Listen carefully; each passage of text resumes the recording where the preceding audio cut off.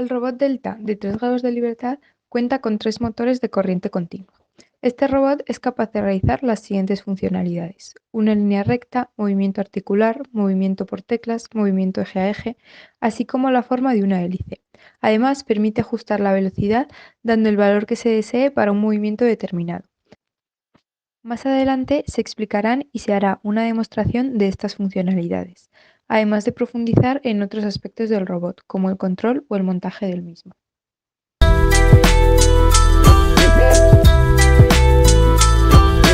Vamos a detallar los aspectos constructivos de nuestro robot Delta.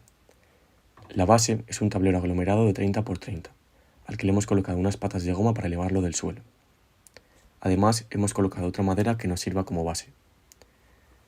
Las vigas vertical y horizontal son perfiles de aluminio cuadrado hueco, que se unen mediante escuadras, y la unión entre viga horizontal y vertical se ha realizado con inglete. La base móvil es una pieza impresa 3D y se une con los antebrazos con juntas esféricas.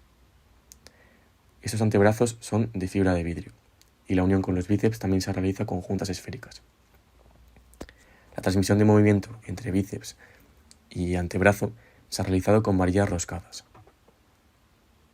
Los bíceps son perfiles de aluminio también y hemos practicado diferentes agujeros para poder comprobar que el par motor venza al par resistente.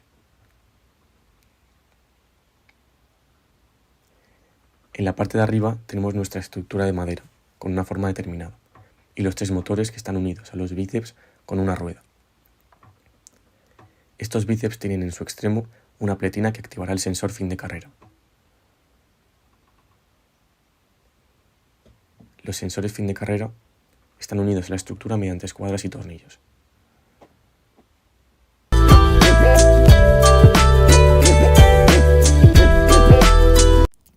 El modelo cinemático del robot estudia su movimiento respecto a una referencia sin tener en cuenta las fuerzas que lo generan o las que le afectan, siendo posible de ese modo calcular la posición, velocidad y aceleración. En el caso de este robot, el sistema de referencia se situará en el centro de la base superior a la altura de los ejes de los motores, con el eje Z vertical ascendente, el eje X coincidente con uno de los bíceps y el tercer eje Y de manera que sea un sistema de estrógiro. Como se trata de un robot paralelo, en concreto un delta, a diferencia de en la mayoría de los casos será más sencillo deducir previamente la cinemática inversa, es decir, a partir de unas coordenadas del espacio de la tarea dado, calcular las coordenadas articulares y a raíz de este calcular la cinemática directa, que a partir de unas coordenadas articulares calculará las coordenadas en el espacio de la tarea. Para ello, los únicos parámetros que debemos conocer previamente son R1, el radio de la circunferencia inscrita de la base superior, R2, el radio de la circunferencia inscrita de la base inferior, RF, que será la longitud del bíceps, y RE, que será la longitud del antebrazo. Los modelos serán obtenidos de manera geométrica basándonos en el que el bíceps realiza un movimiento circular con centro en el punto de acoplamiento del bíceps con el motor y radio RF, por lo que solo puede moverse en el plano XZ, y los antebrazos pueden realizar un movimiento libre que genera una esfera con centro en la unión de estos con la base móvil y de radio RE, que proyectaremos sobre el plano XZ. Ambos movimientos se relacionarán a partir del punto de corte de ambas circunferencias y dado que el robot es simétrico, una vez que obtenemos los parámetros de un motor, se puede hacer uso de la matriz de rotación alrededor del eje Z, trasladando los ejes de referencia 120 y 240 grados respectivamente. Para obtener el modelo cinemático inverso, el objetivo es calcular las coordenadas articulares a partir de las coordenadas en el espacio de la tarea. Por lo que, a partir de las ecuaciones que se muestran en pantalla, se despejará la coordenada J1 para hallar el ángulo Q1 y a través de la matriz de rotación Q2 y Q3. Para obtener el modelo cinemático directo, es decir, obtener las coordenadas del espacio de trabajo conociendo previamente los ángulos de las articulaciones, calculamos la posición de los centros de las esferas obteniendo un sistema de 3 ecuaciones. De esas 3 se despejará la z y se obtienen 2 ecuaciones que relacionan x con z e y con z, pudiendo obtener las coordenadas en el espacio de la tarea. donde A1, B1, A2 y B2 son constantes que resultan de operar las ecuaciones.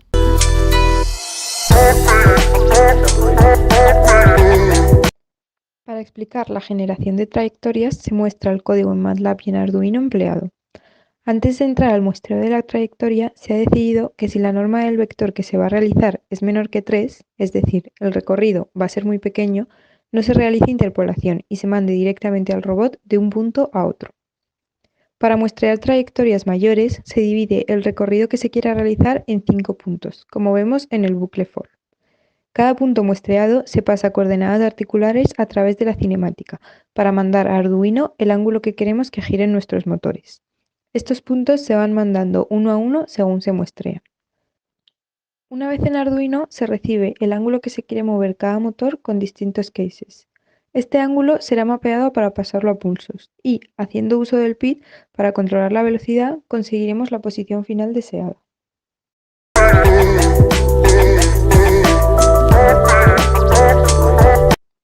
Para poder conocer la posición de los motores se utilizan interrupciones de Arduino.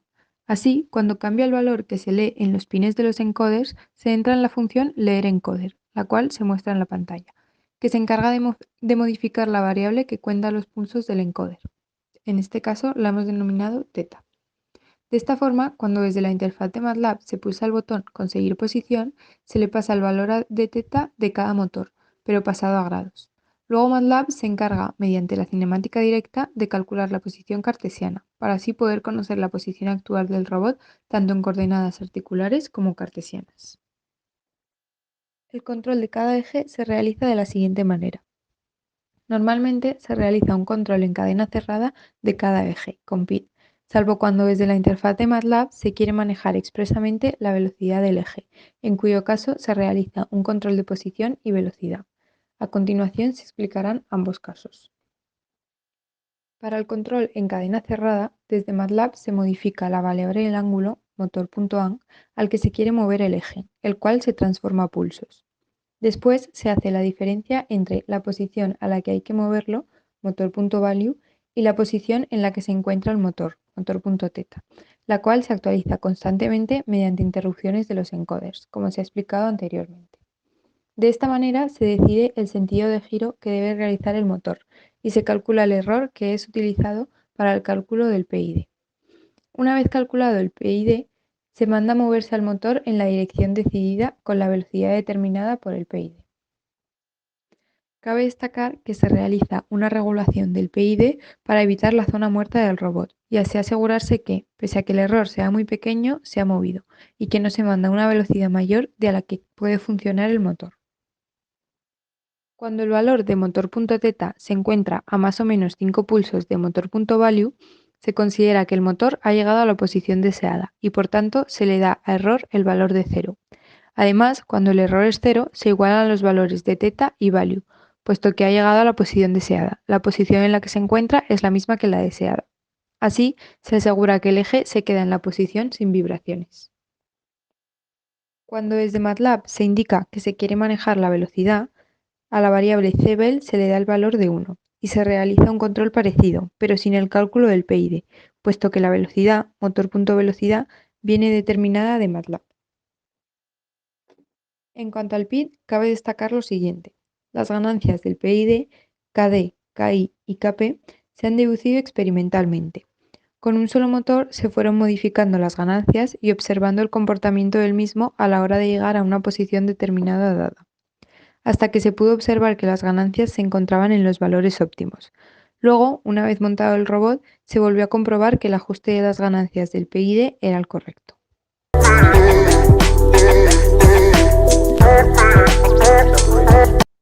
En esta imagen se muestra la interfaz realizada en MATLAB. La demostración de sus funcionalidades, así como los distintos botones, se mostrarán y describirán en el siguiente apartado.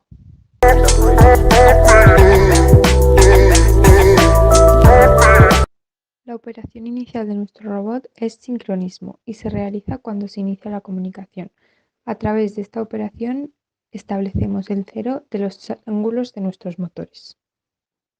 Para demostrar la realización de una línea recta se ha colocado un pincel en la base inferior. Vemos como primero ajustamos en Z para que el pincel toque el papel y cambiando en este caso la variable X realizamos la línea recta. A continuación se muestran más ejemplos de cómo podemos mandar distintos puntos en coordenadas cartesianas a nuestro robot para que se mueva en el espacio de trabajo.